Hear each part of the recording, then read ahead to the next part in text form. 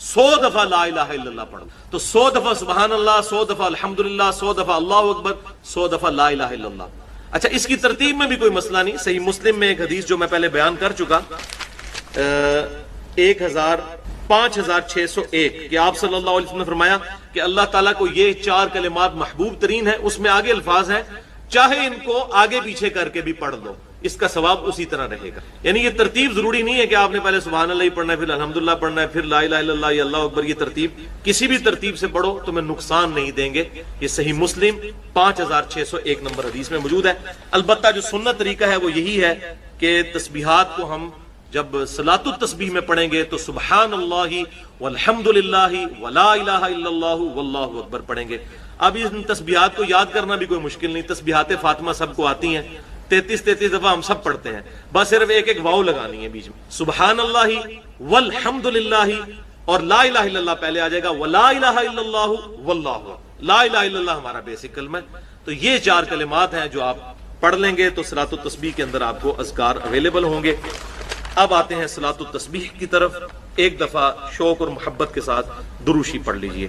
اللہم صلی علی محمد وعلی آل محمد کما صلیت علی ابراہیم وعلی آل ابراہیم انک حمید مجید، اللہم بارک علی محمد وعلی آل محمد کما بارکت علی ابراہیم وعلی آل ابراہیم انک حمید مجید۔ بھائیو صلاۃ التسبیح اہل سنت کی بڑی بڑی 4 کتب کے اندر صحیح سند کے ساتھ موجود ہے۔ سنن ابی داؤد میں انٹرنیشنل نمبرنگ کے مطابق 1297 نمبر حدیث، جامعہ ترمذی میں 481 نمبر حدیث، سنن ابن ماجہ میں 1386 نمبر حدیث اور المستدرک للحاکم میں صحیح سند کے ساتھ 1192 نمبر حدیث۔ ان 4 کتابوں میں صلاۃ التسبیح کی فضیلت اور اس کا طریقہ موجود ہے، اور اس حدیث کو امام ذہبی رحمۃ اللہ علیہ نے بھی صحیح کہا، امام مسلم رحمۃ اللہ علیہ نے بھی صحیح کہا، امام ابو داؤد رحمۃ اللہ علیہ نے بھی صحیح کہا، اسی طریقے سے امام ابن حجر عسقلانی رحمۃ اللہ علیہ نے بھی صحیح کہا، اور دور حاضر میں بڑے بڑے جو علماء ہیں شیخ احمد شاکر رحمۃ اللہ علیہ، شیخ البانی رحمۃ اللہ علیہ اور شیخ زبیر علی زئی رحمہم اللہ اجمعین، تمام کے نزدیک یہ حدیث صحیح ہے۔ اور آپ حیران ہوں گے یہ ان چند احادیث میں سے ہے جن احادیث کے دفاع پر محدثین نے پوری پوری کتابیں لکھی ہیں، کیونکہ کچھ لوگوں کو یہ حدیث ہضم نہیں ہوئی کہ اتنی بڑی فضیلت کیسے ہو سکتی ہے ایک نماز کی، اور میں سمجھتا ہوں ہو سکتی ہے، یہ نماز شیطان پڑھنے ہی نہیں دیتا، تو کچھ لوگوں نے اس پہ جرح کی تو محدثین نے مستقل کتابیں لکھی اس حدیث کے دفاع پر۔ لہذا الحمدللہ اہل سنت کے تمام محدثین کا، جو بڑے بڑے محدثین ہیں ہمارے اسلاف، ان کا اس پر اتفاق ہے کہ حدیث بالکل صحیح سند کے ساتھ موجود ہے، اور خصوصاً امام ابو حنیفہ رحمۃ اللہ علیہ کے جو شاگرد خاص ہیں اور امام بخاری رحمۃ اللہ علیہ کے دادا استاد ہیں سیدنا عبداللہ ابن مبارک رحمۃ اللہ علیہ المتوفى 181 ہجری، جو بہت بڑے محدث ہیں، وہ اس حدیث جو صلاۃ التسبیح ہے اس کے کافی وہ ڈیفینڈر ہیں، اور اس کے سارے مسائل جامعہ ترمذی میں ان سے نقل کیے گئے ہیں۔ امام ترمذی نے ایک واسطے سے، وہ امام ترمذی کے بھی پردادا استاد ہیں، کیونکہ امام بخاری امام ترمذی کے استاد ہیں، اور عبداللہ ابن مبارک امام بخاری رحمۃ اللہ علیہ کے دادا استاد ہیں، بخاری اور مسلم میں ان سے احادیث ہیں۔ لہذا 481 نمبر حدیث جامعہ ترمذی میں عبداللہ ابن مبارک سے لی انہوں نے سارے مسائل صلاۃ التسبیح کے، سمجھنے کے لیے وہ آج انشاءاللہ ساتھ ڈسکس بھی ہو جائیں گے۔ بھائیو، امام کائنات سید الاولین والآخرین شفیع المذنبین رحمۃ للعالمین سیدنا و مولانا امام اعظم محمد رسول اللہ صلی اللہ علیہ وسلم نے اپنے چچا عباس ابن عبد المطلب رضی اللہ تعالی عنہ کو مخاطب کر کر ارشاد فرمایا۔ حدیث کا ریفرنس میں پہلے دے چکا 4 کتابوں سے، اب ورڈ بائی ورڈ، لفظ بائی لفظ میں یہ الفاظ پڑھنے لگا ہوں تاکہ آپ کو اس کا ٹیسٹ بھی فیل ہو۔ آپ صلی اللہ علیہ وسلم نے اپنے چچا سے فرمایا، چچا جان کیا میں آپ کو کچھ عنایت نہ کروں؟ کیا میں آپ کو کوئی تحفہ پیش نہ کروں؟ کیا میں آپ کو اس عمل کی وجہ سے 10 خصلتوں والا اچھا انسان نہ بنا دوں؟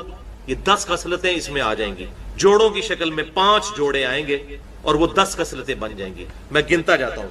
تو پھر آپ صلی اللہ علیہ وسلم نے ارشاد فرمایا کہ جب اے چچا جان آپ یہ عمل کر لیں گے تو نمبر 1 اللہ آپ کے اگلے اور پچھلے، نمبر 2 پرانے اور نئے، نمبر 3 جان بوجھ کر کیے یا انجانے میں کیے، نمبر 4 چھوٹے اور بڑے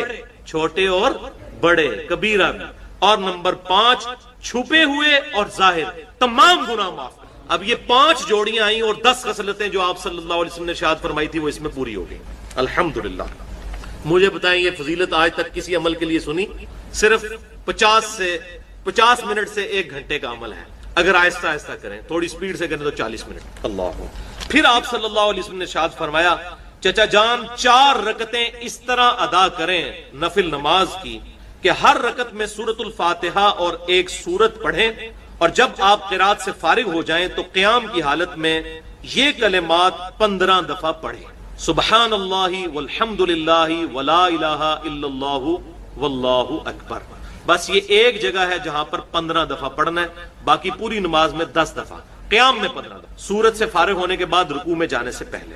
پھر آپ رکوع میں جائیں اور رکوع میں انہی کلمات کو 10 مرتبہ دہرائیں، پھر رکوع سے اٹھ جائیں اور 10 بار یہی کلمات پڑھیں، پھر سجدے میں جائیں اور ان کلمات کو 10 دفعہ پڑھیں، پھر سجدے سے سر اٹھائیں، یعنی دونوں سجدوں کے درمیان جو جلسہ ہے اس میں 10 مرتبہ پڑھیں، پھر دوسرے سجدے میں جائیں اور اس میں 10 مرتبہ اس تسبیح کو پڑھیں، پھر سجدے سے سر اٹھائیں اور قیام میں جانے سے پہلے یعنی جلسہ استراحت کے اندر دوسرے سجدے کے بعد پھر بیٹھ جائیں، جو ہم بیٹھتے ہیں لیکن عام نمازوں میں اس میں کچھ تسبیحات نہیں پڑھی جاتی، لیکن صلاۃ و تسبیح میں اس دوسرے جلسہ استراحت میں یہ 10 دفعہ پڑھیں گے، تو یہ کل ایک رکعت میں 75 مرتبہ ہو جائیں گے۔ اس طرح ان 4 رکعتوں میں یہ عمل دہرائیں تو کتنا ہو گیا؟ 75 ضرب 4 300 مرتبہ یہ عمل ہو جائیں گے۔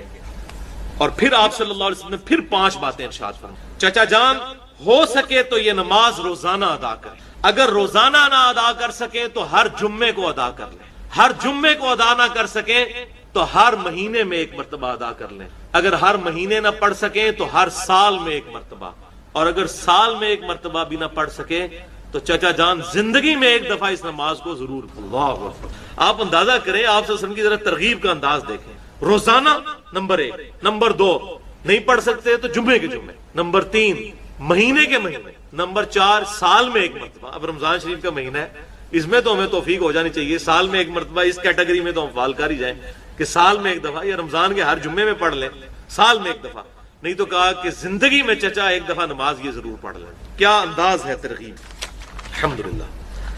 اب اسی کانٹیکسٹ میں آخر میں صلاۃ و تسبیح سے ریلیٹڈ 8 صحیح احکام و مسائل بیان کروں گا تاکہ اس میں جو اختلافی مسائل ہیں وہ بھی کور ہو جائیں، جو کیوریز ہیں وہ بھی ریزالو ہو جائیں، لیکن ایک دفعہ طریقے کو ریپیٹ کر لیتے ہیں۔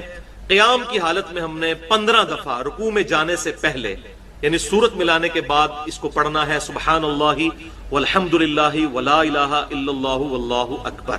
اس کے بعد رکوع میں جانے کے بعد رکوع کی تسبیحات پڑھنے کے بعد وہ آگے آ بھی جائے گا، 10 دفعہ پڑھنا ہے۔ کتنے ہو گئے؟ 25۔ پھر رکوع سے سر اٹھا کر ربنا لک الحمد کہہ کر 10 دفعہ، 35۔ پھر سجدے میں سبحان ربی الاعلی کے بعد 10 دفعہ، 45۔ پھر 2 سجدوں کے درمیان ربی اغفر لی پڑھنے کے بعد 10 دفعہ، 55۔ پھر دوسرے سجدے میں سبحان ربی الاعلی کے بعد 10 دفعہ۔ پورا ایک رکوع سورۃ البقرہ کا، رکوع نمبر 23 آیت نمبر 183 سے لے کر 188 تک مسلسل 6 آیات، اور ان میں کافی لمبی لمبی آیات بھی ہیں، آلموسٹ آپ سمجھ لیں یہ تقریباً 1.5 صفحے پہ پھیلا ہوا یہ رکوع ہے پورا، سب کچھ اس کے اندر بیان ہو گیا۔ نماز کے احکامات، حج کے احکامات آپ کو مختلف صورتوں میں بکھرے ہوئے نظر آئیں گے، کچھ سورۃ البقرہ میں، کچھ سورۃ الحج کے اندر، کچھ سورہ ابراہیم کے اندر، لیکن رمضان مبارک کو اللہ تعالیٰ نے اس اعتبار سے ممتاز بنایا ہے کہ جو کچھ ڈسکشن کرنی تھی نا وہ قرآن میں ایک ہی جگہ پہ کر دی ہے، اس کے سارے احکامات بھی بیان کر دیے جو موٹے موٹے تھے، اس کی فرضیت کا بھی ذکر کر دیا، اور وہ سورۃ البقرہ کا رکوع نمبر 23 ہے، آیت نمبر 183 سے 188 تک، پلس اس سے متعلقہ جو صحیح الاسناد احادیث ہیں بخاری اور مسلم میں ہی درجنوں کی تعداد میں آپ کو ایک جگہ کمبائنڈ فارم میں مل جائیں گی مشکات المصابیح کے اندر، جو میں نے بارہا تعارف کروایا کہ یہ انسائکلوپیڈیا آف حدیث ہے، اہل سنت کی مین سٹریم کی آلموسٹ 13 کتابیں انکلوڈنگ کتب ستہ، بخاری اور مسلم اور سنن اربع یعنی ابو داؤد، ترمذی، نسائی، ابن ماجہ، اس کے نوٹس ہیں۔ اس میں پہلی جلد کے اینڈ کے اوپر جا کے آپ کو رمضان المبارک سے متعلق ایک ایک تفصیل ملے گی، چاہے وہ रुयत हिलाल का मसला हो, मून साइटिंग का मसला हो, रमजान मुबारक के फजाइल हो, लैलतुल कद्र हो, नफली रोजों के क्या अहकामात हैं, फर्ज रोजों के क्या हैं, एक एक तफसील मिलेगी आपको। और ये जो मिशकात के अंदर अहादीस हैं, ये ऑलमोस्ट 153 अहादीस है। इंटरनेशनल नंबरिंग के मुताबिक 1956 से लेकर 2108 तक ये मुसलसल 3-4 चैप्टर्स के अंदर आपको इकट्ठी अहादीस मिल जाएंगी, कहीं दूर जाने की जरूरत नहीं पड़ेगी। एक जगह आपको एक नोट्स की शक्ल में मिशकात के अंदर ये सारी अहादीस मिल जाएंगी इंशाअल्लाह। वो मैं आज कवर भी कर दूंगा साथ साथ। तो मैंने इरादा किया है कि मैं एटलीस्ट जो रमजान मुबारक से मुतालिक जितने भी कदीम और जदीद फिकी अहकाम व मसाइल हैं जो एक आम मुसलमान की जरूरत है, उसे एक ही जगह रिकॉर्डिंग में ले आऊं। वैसे तो मैंने 2017 में 5 कॉन्टिन्यूस लेक्चर 1.5-2 घंटे के रिकॉर्ड करवाए थे, मसला number 53A B C D E तक, और उसमें ये सारी चीजें मैंने स्कैटर्ड फॉर्म में डिस्कस की थी। लेकिन एक जगह पे थोड़े से वक्त में टू दी पॉइंट गुफ्तगू, तो ये मैंने जो कैलकुलेट किए हैं ना, वो 70 फिकी अहकाम व मसाइल बनते हैं, और जब मैं उनको बयान करूंगा तो शायद ये 100 से ज्यादा बन जाए उनकी आगे जो कोरोलरीज हैं। लेकिन ये एक जगह जमा हो जाएंगी इंशाअल्लाह ताला, और फिर ये आपके सामने एक वीडियो बुक होगी। जब कभी भी आपको रमजान मुबारक से मुताल्लिक कोई चीज पूछनी होगी, समझनी होगी, तो आप ये एक वीडियो लगाएं, एक एक चीज आपके सामने इंशाअल्लाह आ जाएगी इंशाअल्लाह ताला। सूरतुल बकरा का जो रुकू मैंने जिक्र किया, आयत नंबर 183 से लेकर 188 तक, उसका स्टार्ट ही इन अल्फाज के साथ है, अऊज़ु बिल्लाहि मिनश शैतानिर रजीम, बिस्मिल्लाहिर रहमानिर रहीम, या अय्युहल्लज़ीना आमनू कुतिबा अलैकुमुस सियाम, ए अहले ईमान तुम पर फर्ज कर दिए गए हैं रोजे, कमा कुतिबा अलल्लज़ीना मिन क़ब्लिकुम लअल्लकुम तत्तक़ून, जैसा कि तुमसे अगली उम्मतों पर भी फर्ज किए गए थे ताकि तुम परहेजगार बन जाओ, तकवे की रविश इख्तियार करो। यानी रोजे का मकसद परहेजगारी है। परहेजगारी कैसी कि रोजे में आप हलाल चीजों को भी छोड़ देते हैं अल्लाह ताला के हुक्म की वजह से। तो ये एक प्रैक्टिस होती है कि अगर अल्लाह के हुक्म की वजह से मैंने हलाल चीजों को भी थोड़े से टाइम के लिए छोड़ना है, तो बकिया की जिंदगी में मैंने बदरजे औला इज्तिनाब करना है हराम चीजों से, और यही है तकवा, यही इसका मकसद है। अस्सौम अरबी जुबान में रोजे के लिए टर्म यूज होती है। अस्सौम कहते हैं अरबी में रुक जाने को, और शरी इस्तिलाह में अल्लाह ताला की खुशनुदी की खातिर तुलुए फज्र से गुरूब गुरूब आफ्ताब तक अपने आप को खाने पीने और दीगर ख्वाहिशात से रोकने का नाम रोजा है। ये इसकी बेसिक डेफिनेशन है। बाकी तो मैंने आपको बताया पूरा रुकू है और अहादीस की किताबें भरी पड़ी हैं, उसमें सिर्फ मिशकात ही पढ़ लें तो आपको सारी अहादीस एक जगह पे मिल जाएंगी इंशाअल्लाह ताला। अल्लाह ताला ने उसी रुकू के अंदर आगे चलकर रमजान मुबारक का बाई नेम जिक्र भी कर दिया। अब ये देखें, ये वाहिद महीना है जिसका नाम बाई नेम कुरान के अंदर आया, रमज़ान। अरबी में रमज़ान, उर्दू में हम रमजान, वैसे हम रमजान बोलते हैं, रमजान तो लफ्ज गलत होगा, ये रमजान, लेकिन उर्दू में चल जाएगा क्योंकि उर्दू के अंदर आपने उन चीजों का ख्याल नहीं रखना होता। तो वो इसी रुकू में आगे चलकर अल्लाह ताला फरमाया, शहरु रमज़ान अल्लज़ी उन्ज़िला फ़ीहिल कुरआन, रमजान का महीना तो वो महीना है कि जिसमें अल कुरआन नाजिल हुआ, हुदल लिन्नास, जो पूरी इंसानियत के लिए हदायत की किताब है, यानी किसी खास तबके के लिए नहीं, पूरी इंसानियत के। सूरतुल बकरा के स्टार्ट में है हुदल लिल मुत्तकीन, डर जाने वालों के लिए हदायत है, यानी वो लोग जो अल्लाह की धमकी से डरते हैं, जो ये समझते हैं कि हमारी मर्जी के बगैर जिसने हमें पैदा किया, उसके बाद उसने इस इम्तिहान में डाला, बाद में भी जो कुछ हमारे साथ करेगा हमें उससे को बचा नहीं सकता। तो ये तसव्वुर इंसान को डरने पे मजबूर करता है कि मैंने अपने रब को रिस्पॉन्स करना है। तो हुदल्लिल मुत्तकीन भी है, हुदल्लिल नास भी है, यानी इंसानों में से वो लोग जो वाकई डर जाए इस तसव्वुर से कि उन्हें मर के अपने रब के हुजूर पेश होना है। वबय्यिनातिम मिनल हुदा वल फुरकान, और इसमें हदायत के रोशन दलाइल हैं, और ये अल फुरकान है, यानी हक और बातिल में तमीज करने वाली किताब, जो सूरतुल मायदा में आया कि अल्लाह ताला ने तौरात नाजिल की, फिर इंजील नाजिल की, और अब ये अल फुरकान है, हक और बातिल में तमीज करने वाली किताब, وہاں پہ اس کے لیے ورڈ آیا مہیمن، یعنی یہ نگہبان ہے اگلی کتابوں کے اوپر کہ ان کی کون سی باتیں درست ہیں اور کون سی ٹیمپرڈ فارم میں. یہ کتاب ان کے اوپر نگہبانی کرتی ہے. یہاں پہ الفرقان کہا گیا، اور خود ہمارے محبوب امام کائنات سید الاولین والآخرین شفیع المذنبین رحمت للعالمین خاتم النبیین سیدنا و مولانا امام اعظم محمد رسول اللہ صلی اللہ علیہ وآلہ وسلم کے لیے بھی صحیح بخاری میں الفرقان کی ٹرم یوز ہوئی ہے. محمد فرق بین الناس، محمد لوگوں میں حق اور باطل میں فرق ہے، یعنی نبی علیہ السلام کی پیروی کرنے والا حق پر ہے، آپ سے مخالفت کرنے والا باطل کے اوپر ہے. تو قرآن بھی الفرقان ہے اور رسول اللہ بھی الفرقان ہے صلی اللہ علیہ وآلہ وسلم.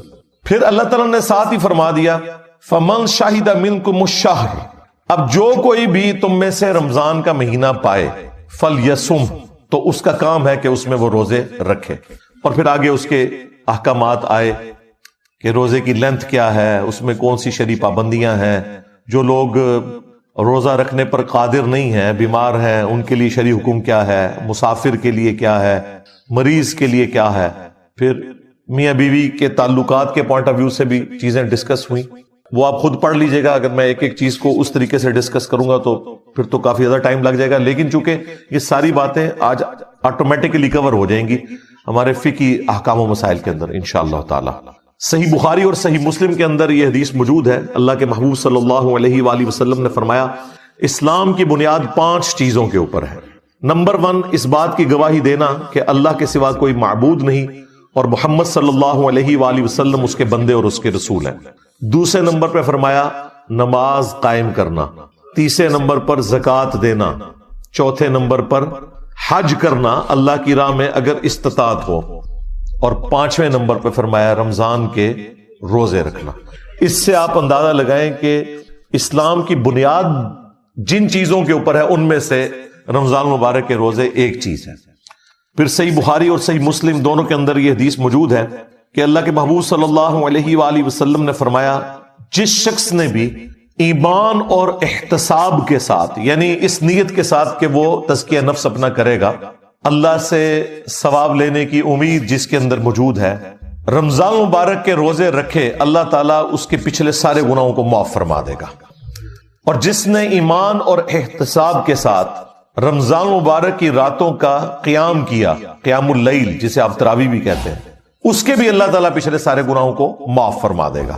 اور جس نے ایمان اور احتساب کے ساتھ لیلۃ القدر کا قیام کیا، اس کے بھی اللہ تعالیٰ پچھلے سارے گناہوں کو معاف فرما دے گا. تو لیلۃ القدر تو رمضان مبارک کے آخری عشرے کی طاق راتوں میں آتی ہے. یہ پچھلے دنوں جو میری شب برات سے متعلق ویڈیو ریکارڈ ہوئی تھی اس میں میں نے تفصیلاً اس کے اوپر گفتگو کر لی ہے کہ وہ سارے فضائل جو یہ شب برات کے لیے بتاتے ہیں وہ بیسیکلی لیلۃ القدر کے ہیں، جس کے بارے میں پوری سورت قرآن میں نازل ہوئی ہے، انا انزلناہ فی لیلۃ القدر. ایک اور حدیث ہے صحیح بخاری اور صحیح مسلم کے اندر کہ اللہ کے محبوب صلی اللہ علیہ وآلہ وسلم نے فرمایا کہ جب رمضان مبارک کا مہینہ آتا ہے تو اللہ تعالی جنت اور رحمت کے دروازوں کو کھول دیتا ہے اور جہنم کے یعنی دوزخ کے دروازوں کو بند فرما دیتا ہے، اور سرکش جو شیاطین ہیں انہیں جکڑ دیا جاتا ہے. سارے شیاطین نہیں قید ہوتے، سارے قید ہوں تو آپ کو جمعہ پڑھانے کے لیے کون آئے؟ سارے نہیں قید ہوتے ہیں، ظاہر ہے یہ تو سلسلہ. بہرحال اوورآل ایک ماحول بن جاتا ہے نیکی کا کہ سرکش شیاطین کو قید کر دیا جاتا ہے. باقی جو انسان کے ساتھ نفس لگا ہوا ہے، جو انسانوں میں شیاطین ہے، وہ تو اسی طریقے سے گھوم پھر رہے ہوتے ہیں. لیکن پھر بھی رمضان میں دیکھیں شیاطین قید ہونے کا یہ فائدہ آپ دیکھیں کہ رمضان نشریات میں سارے اکٹھے بیٹھے ہوتے ہیں، آگے پیچھے نہیں اکٹھے ہوتے، اور وہاں پہ افطاریاں بھی اکٹھی کرتے ہیں. اور جو تھوڑا سا شیطان اندر باقی ہوتا ہے نا، وہ انہیں مجبور کرتا ہے کہ جب نماز کا وقت آتا ہے تو سب لوگ اپنی اپنی علیحدہ علیحدہ نماز پڑھتے ہیں، یا اپنے مدارس میں جا کے ایک دوسرے کے پیچھے نہیں پڑھتے. اگر کوئی پڑھ بھی لے غلطی سے تو بعد میں لوٹاتے ہیں. ایک اور حدیث ہے صحیح بخاری اور صحیح مسلم کے اندر کہ اللہ کے محبوب صلی اللہ علیہ وآلہ وسلم نے فرمایا کہ جنت کے 8 دروازے ہیں، ان میں سے ایک دروازہ ایسا ہے جس کا نام ہے الریان، اور یہ خالصتاً ان لوگوں کے لیے ہے جو رمضان مبارک کے روزوں کا اہتمام کرتے تھے.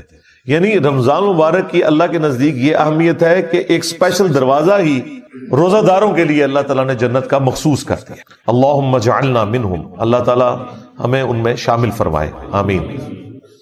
پھر ایک اور حدیث ہے بڑی رکت انگیز، بخاری اور مسلم دونوں میں ہے، کہ رمضان مبارک کا مہینہ وہ ہے جس میں اللہ تعالیٰ نیکیوں کا جو ثواب ہے وہ 700 گنا تک بڑھا دیتا ہے. پھر اللہ کے محبوب علیہ السلام نے فرمایا کہ رمضان مبارک کا مہینہ وہ مہینہ ہے کہ جس میں جو شخص روزے رکھتا ہے اس کے لیے اللہ تعالیٰ کی طرف سے یہ پیغام ہے کہ روزہ خاص میرے لیے ہے اور میں ہی اس کی جزا دوں گا. اور ایک روایت میں آیا کہ میں ہی اس کی جزا ہوں، یعنی خود اللہ جزا ہے اس کی.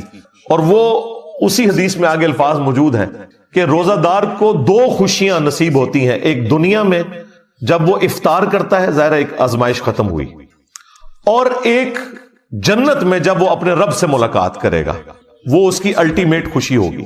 دنیا میں بھی ہم نے ایک روزہ رکھا ہوا ہے جس کا افطار کا وقت جو ہے وہ آخرت ہے. یعنی دنیا میں اللہ تعالیٰ نے جو حرام کاموں سے روکا ہوا ہے، اگرچہ ان کے اندر اٹریکشن ہے، وہ ساری کی ساری نفسانی خواہشات کی تکمیل جنت میں ہونے والی ہے، تو وہاں پہ جا کے یہ روزہ کھل جائے گا انشاءاللہ تعالی. پھر اسی حدیث کے اندر موجود ہے کہ اللہ تعالیٰ کو روزہ دار کی منہ کی جو سمیل ہے، بدبو ہے، وہ کستوری سے بڑھ کر محبوب ہے، یعنی کہ میری وجہ سے یہ سب کچھ کر رہے ہیں. پھر اسی حدیث کے اندر الفاظ ہیں کہ نبی علیہ السلام نے فرمایا کہ اللہ تعالیٰ فرماتا ہے میرے بندے نے میری وجہ سے کھانا پینا اور خواہشات کو ترک کیا ہے. اس چیز کو یعنی اللہ تعالیٰ اپنے لیے خوشی کے طور پر ایکسپٹ کرتا ہے کہ میرے بندے نے میرے لیے اتنی بڑی قربانی کی ہے. پھر نبی علیہ السلام نے ساتھ فرمایا کہ روزہ دار کے لیے روزہ ایک ڈھال ہے، فحش اور گناہ کے کاموں سے بچو، اور اگر کوئی تم سے روزے میں جھگڑنے کی کوشش کرے تو اس سے جھگڑا نہ کرو، اور بس اتنا کہہ دو کہ میں روزے سے ہوں، تاکہ اگلے بندے کو بھی شرم آ جائے.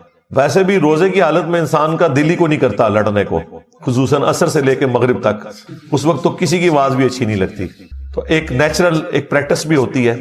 بھوک کی وجہ سے انسان کو، جو بھوکے لوگ ہیں جن کے لیے 2 وقت کی روٹی ایشو ہے، ان کا بھی احساس پیدا ہوتا ہے، اور شکر کے جذبات بھی پیدا ہوتے ہیں کہ اگر پوری زندگی اس طرح گزارنی پڑے تو کتنی مشکل ہو. اللہ تعالیٰ نے اپنی نعمتوں سے ہمیں نوازا ہے، الحمدللہ. صحیح بخاری میں ایک اور حدیث ہے جو ذرا الارمنگ ہے کہ نبی علیہ السلام نے فرمایا کہ جس شخص کو اس کا روزہ جھوٹ بولنے اور گناہ کے کاموں سے نہ روک سکے تو اللہ تعالیٰ کو پھر ایسے شخص کے بھوکا اور پیاسا رہنے کی کوئی حاجت نہیں ہے، یعنی اس کی روحانیت مر جائے گی. فرض تو ادا ہو جائے گا. بعض لوگ ان چیزوں کا سہارا لے کے وہ کہتے ہیں پھر ٹھیک ہے روزہ رکھنے کی ضرورت نہیں ہے. نہیں، نماز میں بھی اگر کسی کنسنٹریشن لوز بھی ہو، اس کا جو روحانی پہلو ہے وہ کمزور ہوگا، فرضیت ادا ہو جائے گی. اسی طریقے سے روزے میں بھی وہ فرضیت جو ہے کھانے پینے سے اور شہوات سے رکنا، جو اصل ہے روزے کی، وہ ایک فرض کے طور پر تو ادا ہو جائے گا، لیکن جو اس کی روحانی برکات ملنی تھی وہ پھر حاصل نہیں ہو سکیں گی. اس کی طرف اشارہ ہے. ایک اور حدیث ہے صحیح مسلم کے اندر کہ نبی علیہ السلام نے فرمایا کہ اگر کبیرہ گناہوں سے بچا جائے تو ایک نماز سے دوسری نماز، ایک جمعے سے دوسرا جمعہ، اور ایک رمضان سے دوسرا رمضان، درمیان کے تمام گناہوں کا کفارہ ہے. لیکن اگر کبیرہ گناہوں سے بچا جائے، اب یہ نہیں ہو سکتا ایک شخص جمعہ پڑھے اور پھر اگلا جمعہ پڑھے اور بیچ کے ساری نمازیں معاف ہو جائیں، نہیں. یا ایک رمضان میں مسجد میں آئے جس طرح اکثریت کرتی ہے، پھر اگلے رمضان میں داخل ہو. تو نبی علیہ السلام نے ساتھ ہی فرمایا کہ اگر کبیرہ گناہ اس نے نہ کیے تو باقی گناہ تو معاف ہو جائیں گے اعمال کی برکت سے، لیکن کبیرہ گناہ جو ہے وہ صرف توبہ سے معاف ہوتے ہیں. یہ ذہن میں رکھیے گا، کبیرہ گناہ آٹومیٹکلی نیکیاں کرنے سے معاف نہیں ہوتے. کبیرہ گناہ کون سے ہیں؟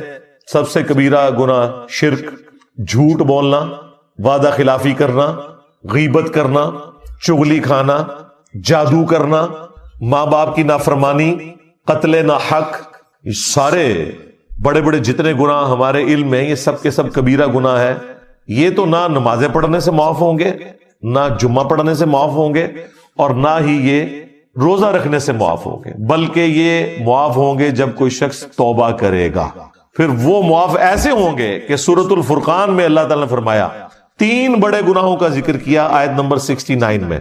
शिर्क जो कायनात का सबसे बड़ा गुनाह है, कत्ल न हक जो हुकूकुल इबाद में सबसे बड़ा गुनाह है, और तीसरा बदकारी। इन 3 गुनाहों का जिक्र करके अगली आयत में फरमाया 70 नंबर में कि अगर कोई इन गुनाहों से भी तौबा कर ले सच्चे दिल से, तो ना सिर्फ हम उसके गुनाहों को माफ कर देंगे बल्कि उसके गुनाहों को नेकियों से बदल देंगे। अल्लाहु अकबर कबीरा वल्हम्दुलिल्लाहि कसीरा व सुब्हानल्लाहि बुकरतन व असीला। लिहाजा अल्लाह ताला से किसी ने कुट्टी नहीं कभी करनी। हाँ, ये ज़हन में रखिएगा।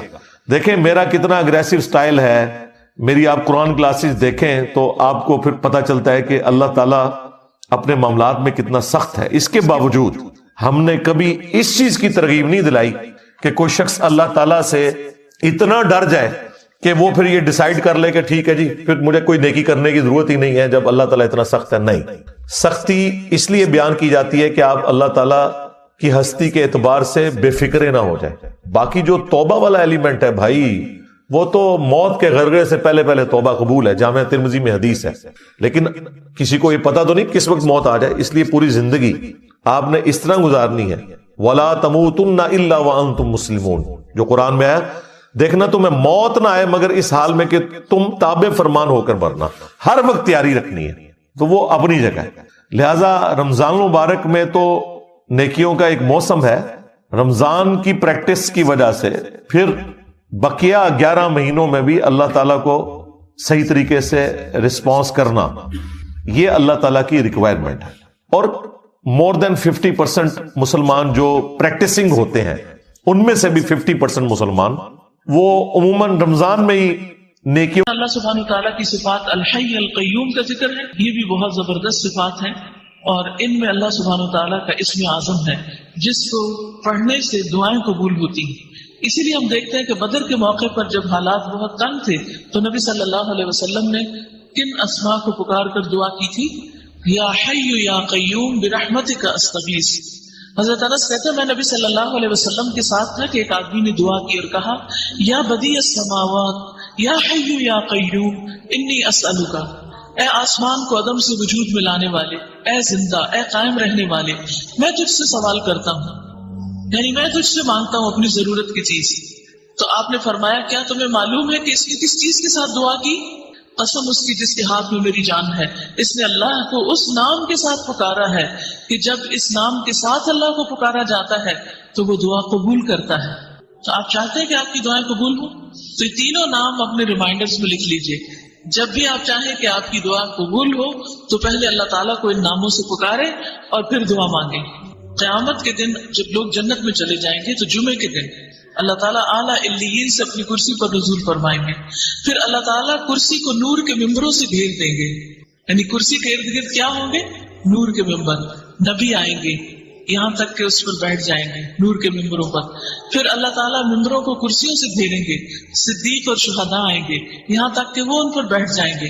फिर अल्लाह ताला अपनी कुर्सी पर चढ़ेंगे, उसके साथ शुहदा और सिद्दीक भी चढ़ेंगे। यानी अल्लाह सुब्हानहू तआला क़यामत के दिन अपने बंदों से जिस तरह मुलाकात करेंगे उसका जिक्र यहाँ किया गया है। सहीह अत-तरगीब व तरहीब की हदीस है। वहुवल अलीयुल अज़ीम, और वो बुलंद है, बहुत अजीम है। और हकीकत यह है कि अल्लाह से बड़ी कोई भी चीज नहीं। इसलिए हमें अल्लाह ताला के नामों के साथ दुआ मांगते हुए खुसूसन तस्बीह करनी चाहिए। फसब्बिह बिस्मि रब्बिकल अज़ीम, कसम उसकी जिसके हाथ में मेरी जान है, इसने अल्लाह को उस नाम के साथ पुकारा है कि जब इस नाम के साथ अल्लाह को पुकारा जाता है तो वो दुआ कबूल करता है। तो आप चाहते हैं कि आपकी दुआएं कबूल हो, तो ये तीनों नाम अपने रिमाइंडर्स में लिख लीजिए। जब भी आप चाहें कि आपकी दुआ कबूल हो तो पहले अल्लाह ताला को इन नामों से पुकारे और फिर दुआ मांगे। या हय्यु या क़य्यूम बिरहमतिका अस्तगीस, या हय्यु या क़य्यूम बिरहमतिका अस्तगीस, या हय्यु या क़य्यूम बिरहमतिका अस्तगीस। अगर हम खाना खा रहे हो तो हम क्या सोचें कि अल्लाह राज़िक है, अल्लाह ने ये रिस्क मुझे दिया है। फिर इसी तरह अगर हमें कोई मुश्किल हो रही है तो उसके नामों के साथ हम उसको पुकारें। या हय्यु या क़य्यूम बिरहमतिका अस्तगीस, अल्लाह की रहमत के साथ फरियाद करें। फिर इसी तरह जिंदगी के जो मुख्तलिफ काम हैं उन कामों के साथ ہم اللہ تعالیٰ کی ان صفات کو ریلیٹ کرتے جائیں تو انشاءاللہ اس طریقے سے آپ کا ایک پرسنل لیول پر اللہ سبحانہ وتعالیٰ کے ساتھ ایک تعلق بن جائے گا. اس کو ایک چھوٹی سی مثال سے سمجھیں کہ جب آپ دنیا میں کسی انسان سے محبت کرتے ہیں، مثلا اپنے والدین سے، اور ان کی کچھ عادات آپ کے اندر آ جاتی ہیں تو پھر آپ مینشن کرتے ہیں وہ میری والدہ بھی تھی نا، وہ بھی اسی طرح ہی لوگوں کو کھانا کھلاتی تھی، وہ یوں صدقہ خیرات کرتی تھی، میرے والد تھے نا تو وہ ایسا کرتے تھے. یعنی آپ کا ایک کنیکشن ہوتا ہے، جو کام آپ کر رہے ہوتے ہیں نا اس کو کنیکٹ کر لیتے ہیں اپنے پیاروں کے ساتھ. تو ذرا اس سے اور اوپر اٹھ جائیں، یعنی جو بھی آپ کام کر رہے ہو تو ساتھ ساتھ اللہ کو یاد کریں. ایک تو یہ کہ اللہ سبحانہ وتعالیٰ کی ہستی کو یاد کرنا، محسوس کرنا، اور ایک یہ کہ اس کی صفات کے ساتھ، اس کے ناموں کے ساتھ. تو اس طرح آپ کی زندگی میں اور بھی زیادہ برکت ہوگی. اور جتنا جتنا آپ اللہ سبحانہ وتعالیٰ کے لیے خالص ہوتے جائیں گے اتنا اتنا آپ کے دل سے دنیا کے غم اور دنیا کی حرص اور دنیا کی جو کمی کمزوری ہے، وہ آپ کو جو پریشان کرتی ہے، وہ آپ کے دل سے نکلتی چلی جائے گی. آپ رزق کے معاملے میں صرف اللہ پہ ڈیپینڈ کریں گے کہ اللہ رازق ہے، اور اس کے علاوہ لوگوں سے آپ کی ایکسپیکٹیشن نہیں رہے گی. اور جب لوگوں سے ایکسپیکٹیشن نہیں رہے گی تو پھر آپ کے اندر وہ لوگوں کی طرف سے اگر کوئی کمی بیشی ہوتی ہے تو کوئی غم اور دکھ بھی نہیں ہوگا، اور کسی چیز پر کوئی لالچ بھی نہیں ہوگا. یہاں اس کے پاس اتنا ہے نا، آپ کسی سے حسد کریں گے کیونکہ آپ کو پتا ہے کہ اصل تو رازق اللہ، اصل تو سورس اس کے پاس ہے. مجھے لوگوں سے کیا لینا دینا کہ میں ان کا دیکھ کے جلوں یا ان کے اوپر حسد کروں یا ان سے ناراض ہوں کہ ان کے پاس اتنا ہے تو مجھے کیوں نہیں دیتے اور میرا خیال کیوں نہیں رکھتے. نہیں، مجھے تو دینے والا اللہ ہے. اور جب اللہ پر انسان ڈیپینڈ کرتا ہے تو پھر اس کے دل سے یہ فکر نکل جاتی اور وہ دیکھتا ہے کہ چڑیوں، پرندوں، چیونٹیوں تک کو وہ رزق دیتا ہے، پتھر کے کیڑوں کو وہ رزق دیتا ہے، تو کیا وہ مجھے نہیں دے گا. اور اسی طرح دیگر صفات میں بھی، یعنی اس سے آپ کے دل سے حرص اور لالچ بھی نکل جائے گی، اور لوگوں کے ساتھ بدگمانی اور لوگوں کے ساتھ گلے شکوے اور لوگوں کی پھر غیبتیں اور یہ ساری چیزیں بھی آپ کے اندر سے نکل جائیں گی. پھر اسی طرح ایک اور چیز ہے بابرکت بننے کے لیے کہ اپنے رب کو راضی رکھیں، اس کی اطاعت کر کے اور اس کی نافرمانی کے کام چھوڑ کر. ابن القیم رحمۃ اللہ علیہ کہتے ہیں کہ برکت کا جامع راز یہ ہے کہ جو بابرکت شخص ہوتا ہے وہ وقت کی قیمت کو جانتا ہے، اور وہ یہ ہے کہ ہر لمحے اللہ کی رضا کا کام کرنا. یعنی جو بھی کوئی کام کر رہے ہیں اس کو اس طرح چیک کرتے جائیں کہ اس پر اللہ راضی ہے کہ نہیں، اور یہ اس کے وقت اور اس کی قیمت کا تقاضا ہے. یعنی میرے وقت کی قیمت کیا ہے کہ میں اس میں وہ کام کروں، چاہے میں دنیا کا کام کر رہی ہوں، چاہے میں دین کا کام کر رہی ہوں، چاہے میں عبادت کر رہی ہوں، کچھ بھی کر رہی ہوں، اس میں مقصود کسی انسان کی خوشی نہ ہو بلکہ اللہ کی خوشی ہو کہ میرا رب راضی ہو جائے گا. اور جب رب راضی ہو جائے گا تو آپ دیکھیں گے کہ بندے بھی آپ سے راضی ہو جائیں گے. اللہ تعالیٰ جس بندے سے راضی ہوتا ہے نا اس کے لیے دنیا میں رضا اتار دیتا ہے اور پھر بندے بھی اس سے راضی ہو جاتے ہیں. لیکن اگر اللہ راضی نہیں ہے تو پھر لوگوں کو آپ کتنا بھی راضی کرنے کی کوشش کریں، اللہ کو بھول کر چھوڑ کر، تو وہ راضی نہیں ہو سکتے. پھر اسی طرح یہ ہے کہ جب انسان اللہ کو راضی کرنے کے لیے کوشش کرتا ہے تو پھر وہ لوگوں کی تعریف کو منتظر نہیں رہتا کہ کون مجھے پوچھتا ہے، کون مجھے اپریشیٹ کرتا ہے، کون میرے لیے بڑی بڑی باتیں کرتا ہے. اور پھر انسان کو اس بات کی فکر لگ جاتی ہے کہ اللہ کی نگاہ میں میرا مقام کیا ہے اور میری وہاں بھی قبولیت ہے یا نہیں. اس کو اپنے اعمال میں قبولیت کی فکر ہو جاتی ہے، نہ کہ لوگوں کی تعریف کی، کیونکہ ساری دنیا بھی اگر اس کی تعریف کرنے لگے اور اگر اللہ تعالیٰ اس سے راضی نہیں تو ایسے شخص کی زندگی میں کوئی خوشی نہیں ہو سکتی. پھر اسی طرح جو مبارک انسان ہوتا ہے وہ ہر چیز کو اس نقطہ نظر سے دیکھتا ہے کہ اس کے ذریعے میں اللہ تک کیسے پہنچوں، اس کے ذریعے میں اللہ تک کیسے پہنچوں.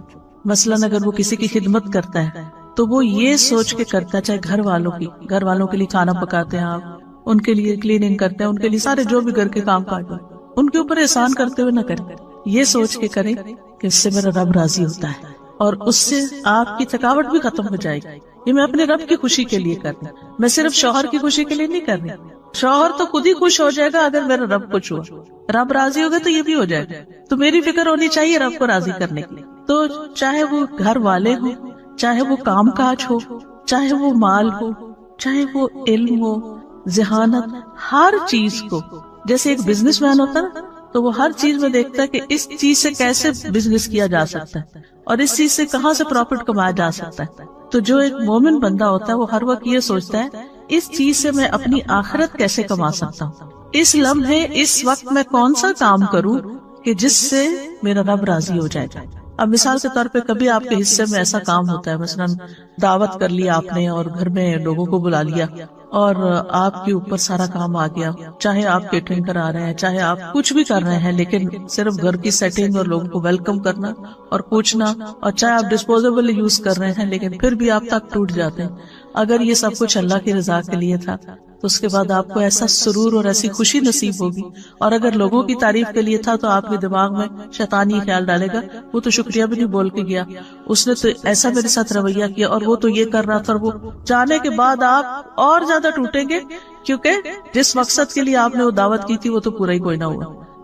لیکن اگر اللہ کو راضی کرنے کے لیے کہ لوگوں کو کھانا کھلانا ثواب کا کام ہے، لوگوں کو اکٹھا کرنا، ملانا، آپس میں بٹھانا، ان کو ویلکم کرنا، تو آپ دیکھیں گے کہ یہی چیز آپ کے لیے برکتوں کا باعث بن جائے گی اور آپ کے لیے خوشی کا باعث بنے گی۔ یعنی گویا دوسرے لفظوں میں قل ان صلاتی و نسکی و محیای و مماتی للہ رب العالمین، یہ بابرکت انسان کا قول ہوتا ہے کہ وہ اللہ کے لیے جیتا اور مرتا ہے، اور اپنی ساری ذمہ داریاں صرف اللہ کی رضا کی خاطر پوری کرتا ہے، کہ بحیثیت بیوی کے، بحیثیت بیٹی کے، بحیثیت ماں کے، بحیثیت ایک ہمسائی کے، بحیثیت ایک طالب علم کے، بحیثیت ایک ٹیچر کے، میری رسپانسبلٹیز کیا ہیں اور میں ان کو کیوں ادا کروں۔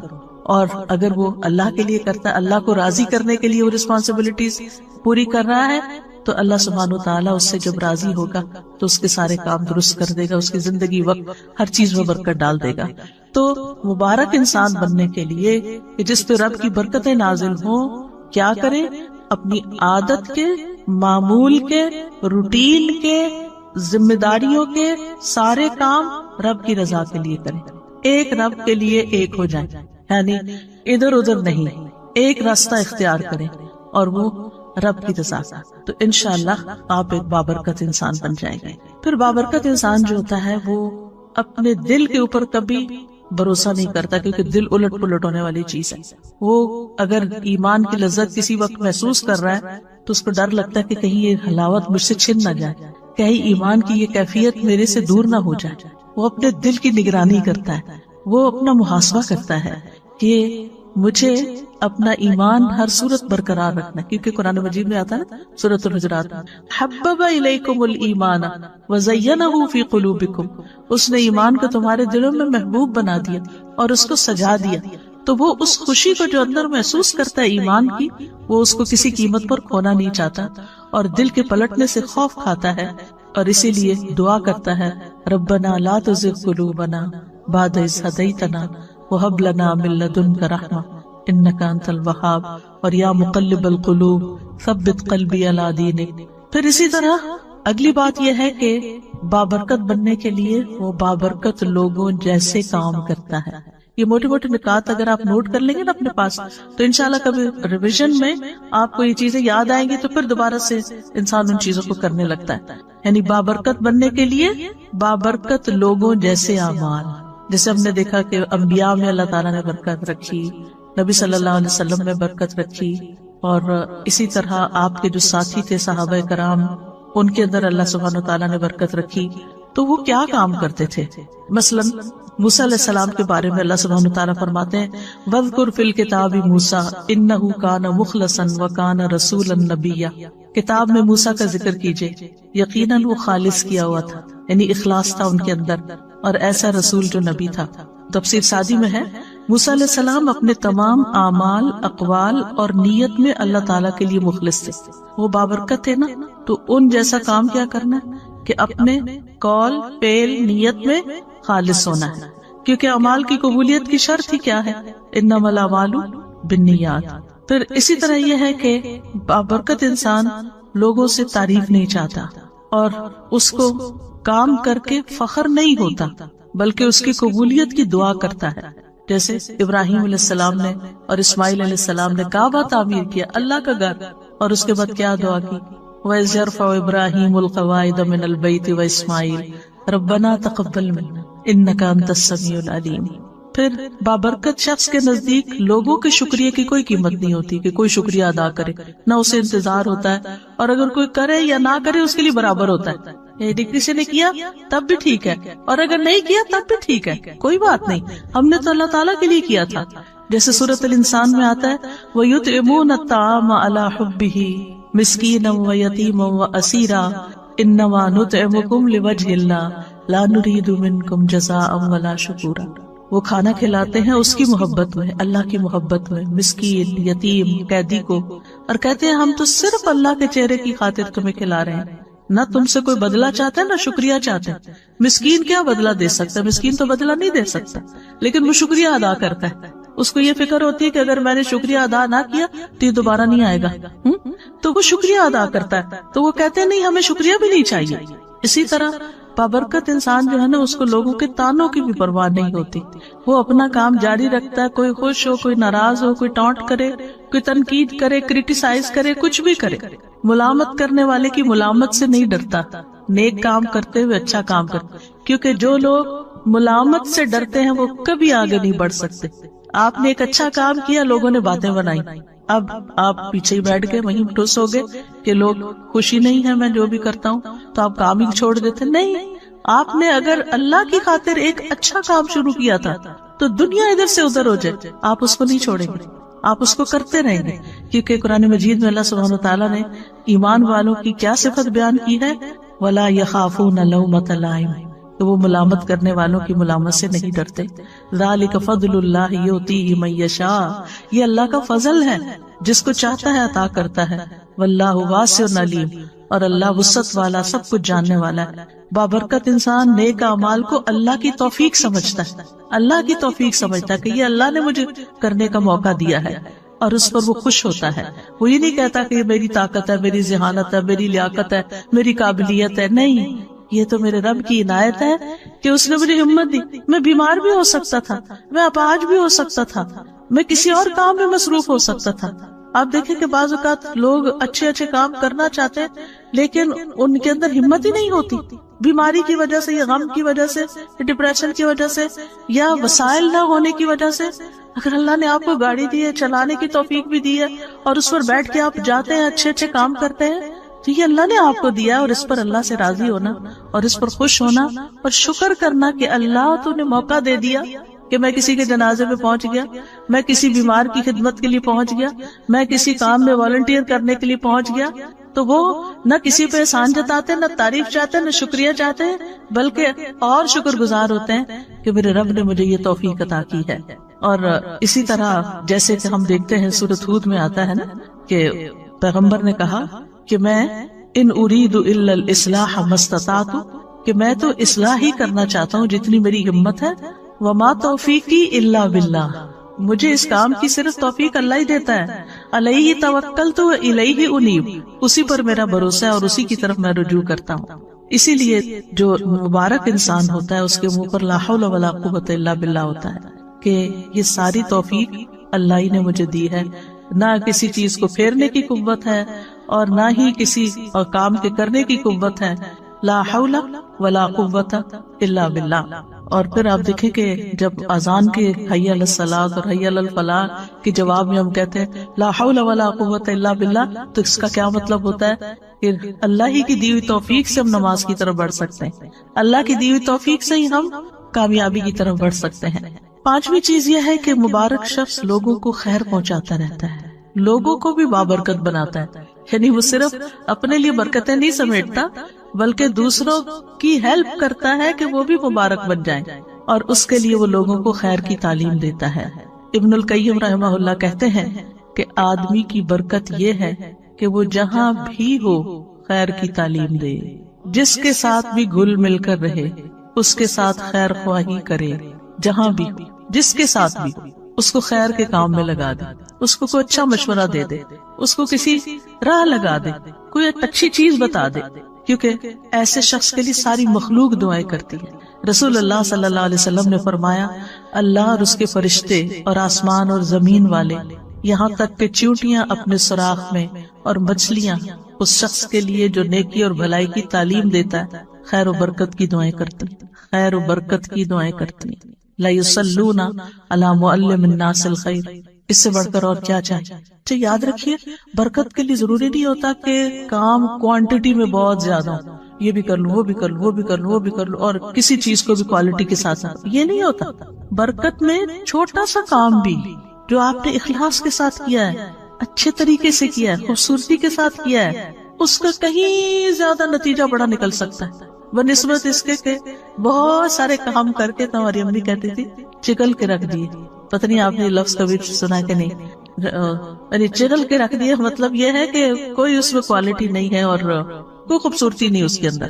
تو اس لیے جب یہ بات ہوتی ہے نا کہ خیر کی بات بتانے والے کے لیے مچھلیاں دعائیں کرتی ہیں اور ساری چیونٹیاں اور یہ سب دعائیں کرنے لگتے ہیں، اور اگر یہ ساری مخلوق دعائیں کرنے لگے تو پھر ہم کتنے خوش قسمت ہو جائیں. تو آپ اپنے بچوں کے ساتھ کچھ شیئر کر سکتے ہیں، اپنے دوستوں کے ساتھ کچھ شیئر کر سکتے ہیں. مثلاً آپ کو ایک لیکچر آج سنا ہے، اس میں سے صرف ایک بات آپ کو یاد رہے گی، اونلی ون. گھر گئے آپ نے سوچا کیا سن کے، مجھے تو کچھ یاد ہی نہیں آ رہا کیا سنا تھا، تو بس ہاں یہ یاد رہا مجھے مثلاً ایک کوئی بات. تو آپ اپنی بیٹی کو فون کرتے ہیں، اپنے بھائی کو کرتے ہیں، کسی کو کہ آج میں نے یہ اچھی بات سیکھی ہے تو میرا دل چاہ رہا تم سے بھی شیئر کر دوں. دیکھیں ہم سب کے الحمدللہ الحمدللہ بہت سارے رشتے دار ہیں، بہت سارے دوست ہیں، اور ضروری نہیں کہ ایک ہی بندے کے پیچھے روز پڑ جائیں. کبھی کسی کو، کبھی کسی کو، کبھی کسی کو. اس سے کیا ہوگا کہ کبھی کبھی پھر کسی کو بات سننے کو ملے گی. اور اس کے ساتھ اگر الحمدللہ اگر روز بھی موقع اپنے بچوں کو بٹھا کے سکھانے کا ملتا ہے تو انشاءاللہ گھر میں بھی برکت ہوگی. کیونکہ علم کی مجلس جو ہے گھر کے اندر بھی، تو وہ ایز اے فیملی بھی اگر آپ بیٹھ کے چاہے بھی بیٹھ کے 2 لوگ پڑھ رہے ہیں کوئی چیز تو وہاں بھی برکت نازل ہوتی ہے. ابن قیم کہتے ہیں کہ فائدہ پہنچانے والا شخص ہی بابرکت ہوتا ہے. جو چیز سب سے زیادہ فائدہ پہنچاتی ہے وہ سب سے زیادہ بابرکت ہوتی ہے. اور لوگوں میں سے بابرکت انسان وہ ہے جو جہاں بھی جاتا ہے اس سے فائدہ اٹھایا جاتا ہے. سبحان اللہ. ہم نے اس بات کو شیطانی اثر میں کتنا غلط رنگ دیا ہوا ہے کہ لوگ مجھے یوز کرتے ہیں. سبحان اللہ. یعنی کہ میں لوگوں کو یوز نہیں کرنے دوں گی. اللہ کی خاطر یوز ہو جائے تو اس سے بڑی خوش قسمتی کیا ہے. کر لیں یوز. آپ کو آپ اپنی خوش قسمتی سمجھیں کہ آپ کسی کام کے ہیں، آپ فائدہ پہنچا سکتے ہیں.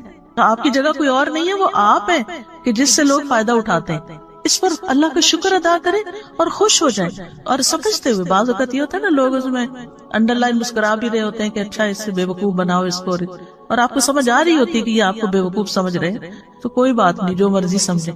وہ کل میں نے کہا تھا نا کہ اخلاق کے 10 درجوں میں سے 9 جو ہے وہ تغافل سے تعلق رکھتے ہیں. اگنور کرنا، سنی انسنی کر دینا، دل پہ نہ لینا، معاف کر دینا، جانے دینا، جواب نہ دینا. دیکھ گھر میں لڑائی فساد کیوں ہوتا ہے؟ کسی نے ایک چھوٹی سی بات کی، ہم نے اس سے 2 سنائی، وہ لڑائی شروع ہو گئی.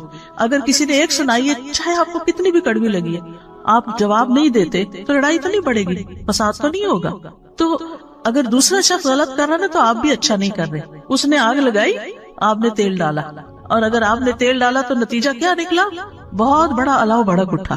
لیکن جو شخص سن کے چپ کر جاتا ہے، ادھر سے ادھر نکل جاتا ہے، اگنور کر دیتا ہے، تغافل کر دیتا ہے، جیسے اس کو پتہ ہی نہیں چلا، بے وقوف ہے وہ، تو کیا فرق پڑتا ہے؟ آپ ہیں تو نہیں نا، آپ کو تو اپنا خود پتا ہے کہ آپ نہیں ہیں. لیکن اگر دوسرے کی ناسمجھی ہے تو وہ اس کی ناسمجھی ہے. بعض اوقات لگتا ہے کہ لوگ پھر میرے اوپر چڑھائی نہ کر دیں یا مجھے یہ نہ سمجھیں کہ مجھے کوئی جواب نہیں دینا آتا، تو ہم تابڑ توڑ جواب دیے چلے جاتے اور بحث کہیں ختم ہی نہیں ہوتی. اور اس میں بعض اوقات پھر ناراضگیاں بھی ہو جاتی ہیں، غصہ بھی ہو جاتا ہے، بد اخلاقی بھی ہو جاتی ہے. ہم مبارک تو نہ رہے. ہم کہیں گئے، اس گھر میں لڑ جھگڑ کے نکل آئے، ہم کوئی مبارک انسان ہے؟ کسی کو خوشی دے کر آئے یا کسی کو تکلیف دے کے آئے؟ لیکن بات کہاں سے شروع ہوتی ہے؟ کسی کی چھوٹی سی بات.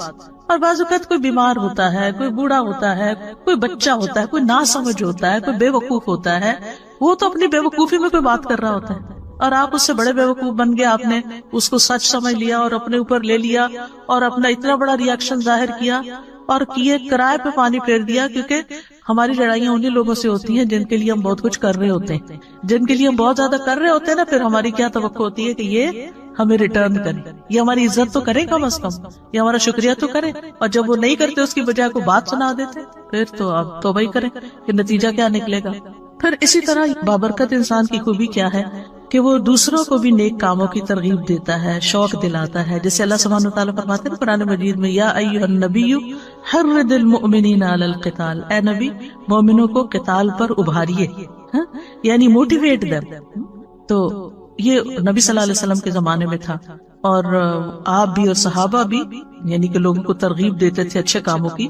لیکن اس کے برعکس مشرکین کے بارے میں قرآن کیا فرماتا ہے؟ کلا بل لا تکرمون الیتیم ولا تحاضون علی طعام المسکین، ہرگز ایسا نہیں، بلکہ تم یتیم کی عزت نہیں کرتے اور نہ تم آپس میں مسکین کو کھانا کھلانے کی ترغیب دیتے، ایک دوسرے کو کہتے نہیں۔ تو اس کا کیا مطلب ہے کہ ایک وہ ہے کہ جو نیکی کی ترغیب دیتا ہے اور ایک وہ جو نہیں دیتا۔ تو قرآن نے کنڈیم کیا ہے ان لوگوں کو جو نیک کاموں کی ترغیب نہیں دیتے۔ سورۃ ماؤن میں کیا آتا ہے؟ ولا یحض علی طعام المسکین، اللہ تعالیٰ اس کو کنڈیم کر رہا ہے کیا کہ وہ مسکین کو کھانا کھلانے کی ترغیب نہیں دیتا، دوسروں کو نہیں کہتا۔ پھر اسی طرح یہ ہے کہ بعض اوقات ہمارے اپنی وسعت میں کوئی کام کرنا نہیں ہوتا، لیکن ہم دوسرے کو بتا سکتے ہیں کہ دیکھو وہ فلاں جگہ یہ اس کام کی ضرورت ہے، میرے پاس گاڑی نہیں، تم جا سکتی ہو، تم جا کے کر لو۔ تو آپ نے صرف بتایا۔ تو الدال علی الخیر کفاعلہ، کسی کو نیکی کے کام کا رستہ دکھانے والا ایسا جیسے اس نے خود کر لیا، اس کی اپنی جینوئن ریزن تھی، کسی وجہ سے نہیں گیا، لیکن اس نے کسی کو فون کر دیا۔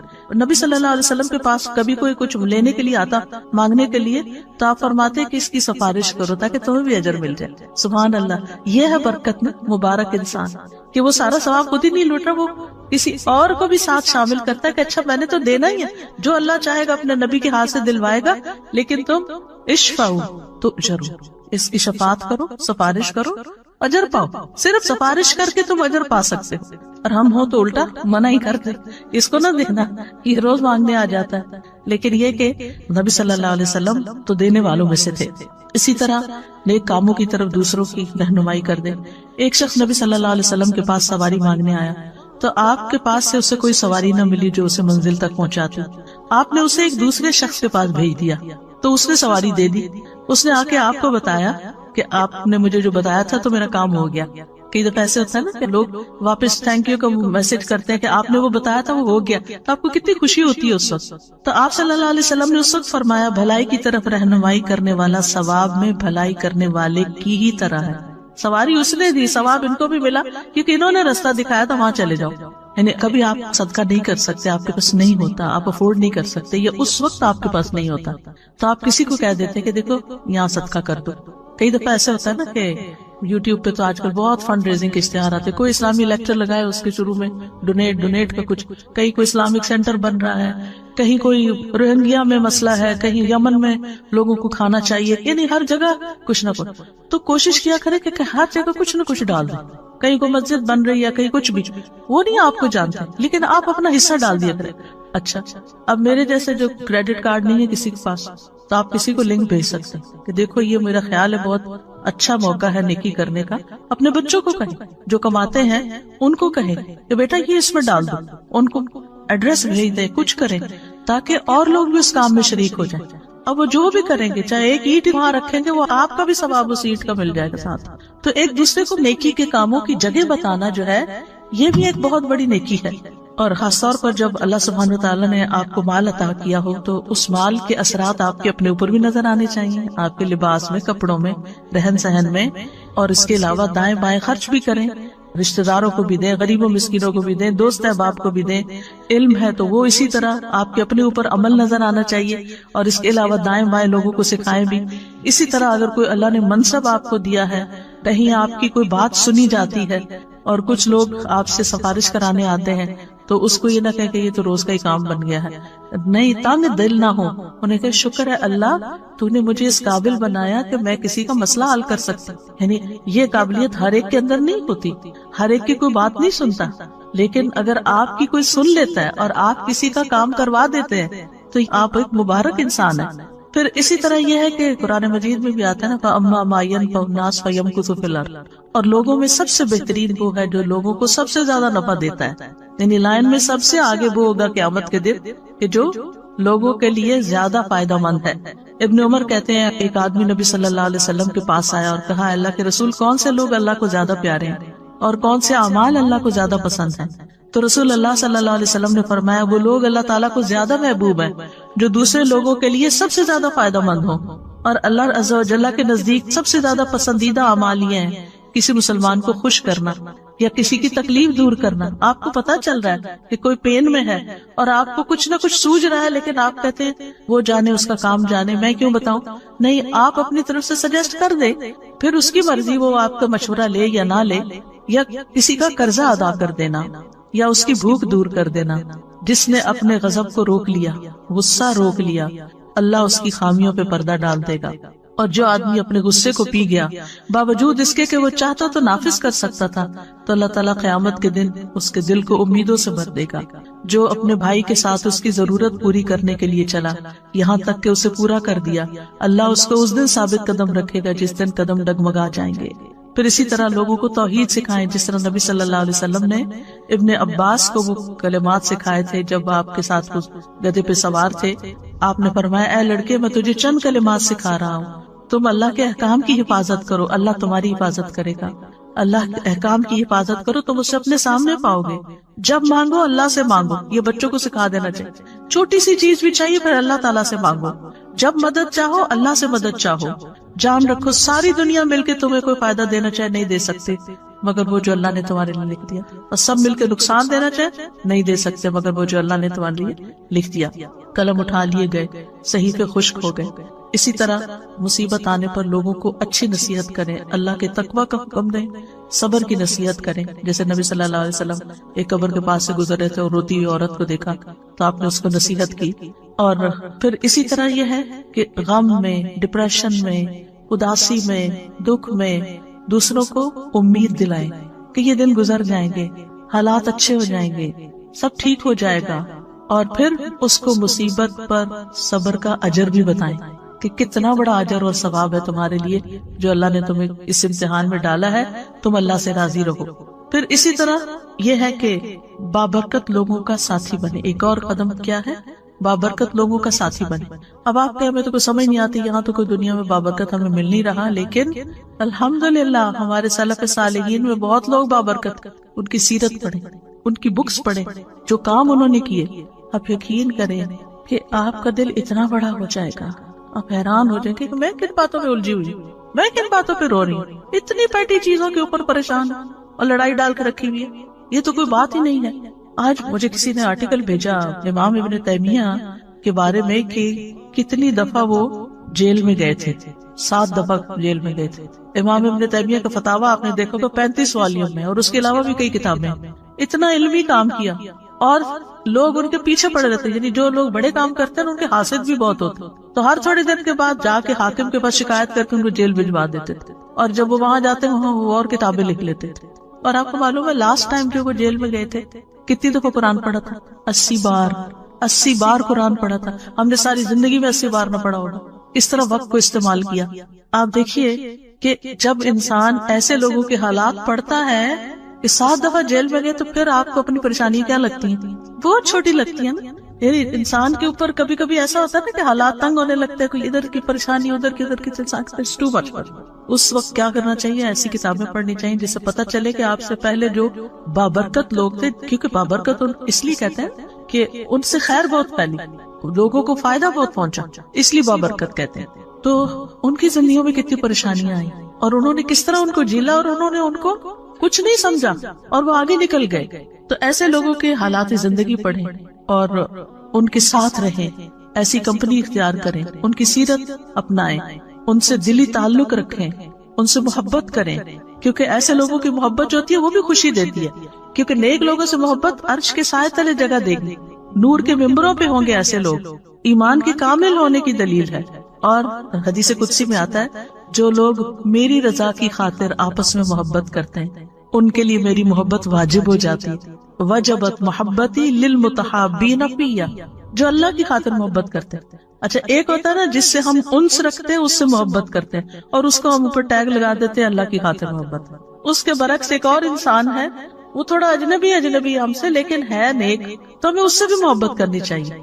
یعنی صرف اس سے محبت نہ کریں جو آپ سے کرتا ہے، آپ یہ دیکھیں کہ جس سے میں محبت کری اس کے اندر کتنی خوبی. اب مثلا جو لوگ فوت ہو چکے ہیں ہمارے آباء و اجداد میں سے، پریڈیسیسر سلف صالحین، وہ تو ہمیں نہیں جانتے. کیا ابو بکر آپ کو جانتے ہیں؟ بلال رضی اللہ عنہ آپ کو جانتے ہیں؟ نہیں. لیکن ہم ان سے محبت کرتے ہیں اللہ کی خاطر. تو جو اللہ کی خاطر کسی سے محبت کرتا ہے بغیر بدلے چاہنے کے کہ مجھے اس سے کچھ ملے، کسی مطلب مقصد لالچ میں نہیں محبت کرتا، بلکہ صرف اللہ کی رضا کے لیے. اس کی نیکی کی وجہ سے، اس کے اچھے اخلاق کی وجہ سے. تو یہ چیز انسان کو بابرکت بناتی ہے، انسان کے اندر پھر وہ ٹریٹس آ جاتے ہیں. پھر اسی طرح یہ ہے کہ انسان قیامت کے دن انہی لوگوں کے ساتھ ہوگا جن سے وہ محبت کرتا ہے. تو دنیا میں بھی نیک لوگوں کی صحبت کا فائدہ ہے اور آخرت میں بھی. امام مالک سے کسی نے پوچھا مجھے ایسا عمل بتائیے جو مجھے جنت میں داخل کر دے، تو انہوں نے کہا صالحین کی محبت کو اپنے اوپر لازم کر لو. ہو سکتا ہے کہ اللہ تعالیٰ ان میں سے کسی کے دل کو جھانکے اور اس میں تمہارا نام لکھا ہو اور اللہ تمہیں بخش دے اور جنت میں داخل